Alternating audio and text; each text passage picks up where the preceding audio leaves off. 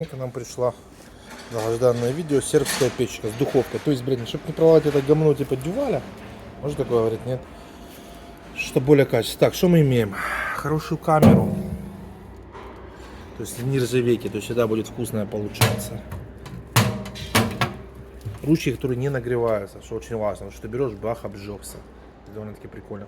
Очень большая, хорошая загрузочная камера. То есть 12 киловатт она получает. То есть дом 80-100 квадратов вполне легко оно отопит. Дальше, хорошее стекло. Вот такое. Снимать не видит.